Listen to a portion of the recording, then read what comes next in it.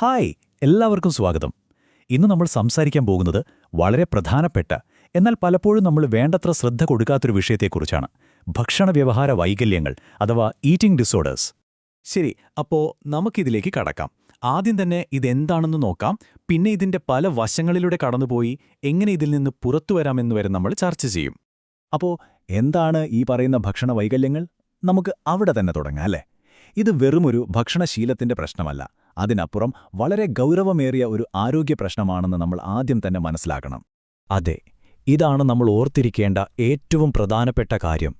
Eating disorders എന്ന് പറയുന്നത് ഭക്ഷണത്തിന്റെ മാത്രം ഒരു പ്രശ്നമല്ല, ഇതൊരു വ്യക്തിയുടെ മനസ്സിനെയും ശരീരത്തെയും ഒരുപോലെ ബാധിക്കുന്ന കുറച്ചുകൂടി സങ്കീർണമായ ഒരു അസുഖമാണ്. അപ്പോൾ സ്വാഭാവികമായും ഒരു ചോദ്യം വരും, അല്ലേ? ഇങ്ങനെയൊരു പ്രശ്നമുണ്ടെന്ന് നമ്മൾ എങ്ങനെയാണ് തിരിച്ചറിയുക? ചില പ്രധാനപ്പെട്ട സൂചനകളുണ്ട്. ഉദാഹരണത്തിന്, ഒന്നുകിൽ ഭക്ഷണം തീരെ കുറയ്ക്കുക, അല്ലെങ്കിൽ നേരെ തിരിച്ചും നിയന്ത്രണമില്ലാതെ ഒരുപാട് കഴിക്കുക. അതുപോലെ കഴിച്ചതിന് ശേഷം മനഃപൂർവ്വം ഛർദ്ദിച്ച് കളയുന്ന ഒരു പ്രവണത. പിന്നെ എടുത്തു പറയേണ്ട ഒന്നാണ് ശരീരഭാരം കൂടുമോ എന്നുള്ള അടങ്ങാത്ത പേടി. ഇതൊക്കെ സാധാരണ ഭക്ഷണ രീതികളിൽ നിന്ന് വളരെ വ്യത്യസ്തമാണ്. ഓക്കെ, ഇനി നമുക്കിതിന്റെ പ്രധാനപ്പെട്ട 3 രൂപങ്ങൾ ഏതൊക്കെയാണെന്ന് നോക്കാം. ഓരോന്നും തമ്മിൽ എങ്ങനെയൊക്കെയാണ് വ്യത്യാസപ്പെട്ടിരിക്കുന്നത് എന്നും മനസ്സിലാക്കാം. ഈ ടേബിൾ നോക്കിയാൽ നമുക്ക് ആ വ്യത്യാസം വളരെ വ്യക്തമാവും. ആദ്യം അനോറെക്സിയ നെർവോസ. ഇവിടെ പ്രധാന പ്രശ്നം തടി കൂടുമോ എന്നുള്ള കടുത്ത പേടിയാണ്. അതുകൊണ്ട് ഇവർ ഭക്ഷണം നന്നായി കുറയ്ക്കും, ശരീരം വല്ലാതെ മെലിഞ്ഞു പോകുകയും ചെയ്യും. രണ്ടാമത്തേത് ബുളിമിയ നെർവോസ. ഇതിൽ പെട്ടെന്ന് ഒരുപാട് ഭക്ഷണം കഴിക്കും, അതിനുശേഷം ഛർദ്ദിച്ചോ അല്ലെങ്കിൽ എന്തെങ്കിലും മരുന്നുകൾ ഉപയോഗിച്ചോ അത് പുറത്തു കഴിയും. മൂന്നാമത്തേത് ബിഞ്ച് ഈറ്റിംഗ് ഡിസോർഡർ. ഇവിടെയും ഒരുപാട് ഭക്ഷണം കഴിക്കും, പക്ഷേ ബുളിമിയയിൽ നിന്ന് വ്യത്യസ്തമായി അത് പുറത്തു കളയാൻ ശ്രമിക്കില്ല. പക്ഷേ ഭക്ഷണം കഴിച്ചു കഴിയുമ്പോൾ ഭയങ്കരമായൊരു കുറ്റബോധം അവരെ അലട്ടും. ഈ അവസ്ഥകളെപ്പറ്റി കുറച്ചുകൂടി നന്നായി മനസ്സിലാക്കണമെങ്കിൽ അതിന്റെ ശാരീരികവും പെരുമാറ്റപരവുമായ ലക്ഷണങ്ങൾ എന്തൊക്കെയാണെന്ന് നമ്മൾ അറിയണം. നമുക്ക് അതിലേക്ക് കടക്കാം. ശരീരത്തിൽ തന്നെ ചില മാറ്റങ്ങൾ പ്രകടമായിരിക്കും. പെട്ടെന്ന് ശരീരഭാരം കൂടുകയോ അല്ലെങ്കിൽ കുറയുകയോ ചെയ്യുന്നത് ഒരു ലക്ഷണമാണ്.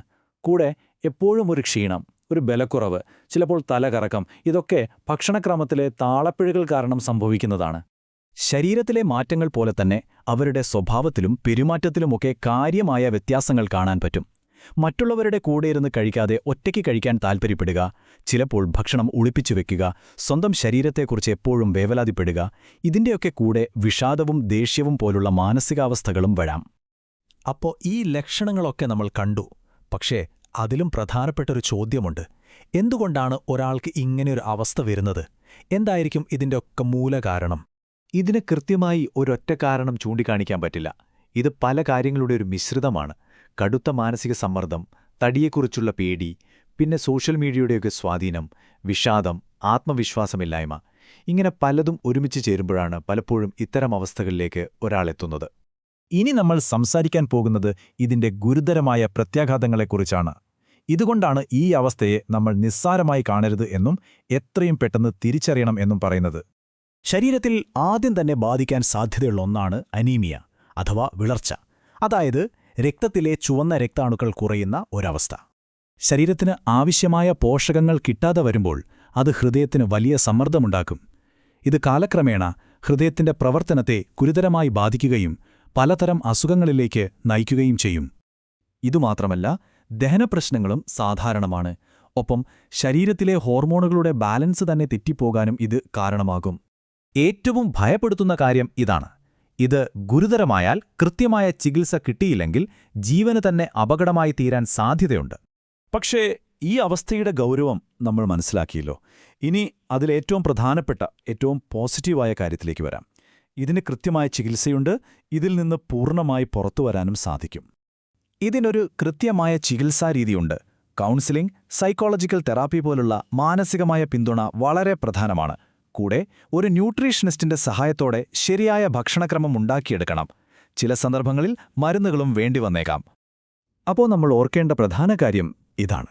ഇതൊരു സാധാരണ ഭക്ഷണ പ്രശ്നമല്ല, ഇതൊരു മാനസിക ശാരീരിക രോഗമാണ്. പക്ഷേ ശരിയായ സമയത്ത് ചികിത്സ തേടിയാൽ പൂർണ്ണമായും ഭേദമാക്കാൻ കഴിയുന്ന ഒന്നുതന്നെയാണ്. അപ്പോൾ ഈ വിവരങ്ങളെല്ലാം വെച്ച് നമുക്ക് ഒരുമിച്ച് ഒന്ന് ആലോചിക്കാം. നമ്മുടെ സംസാരങ്ങളിൽ, നമ്മുടെ സമൂഹത്തിൽ ഭക്ഷണത്തെയും ശരീരത്തെയും കുറിച്ചുള്ള കാഴ്ചപ്പാടുകളിൽ എന്തു മാറ്റം കൊണ്ടുവന്നാലാണ് നമുക്ക് പരസ്പരം കൂടുതൽ സഹായകമാവാൻ കഴിയുക?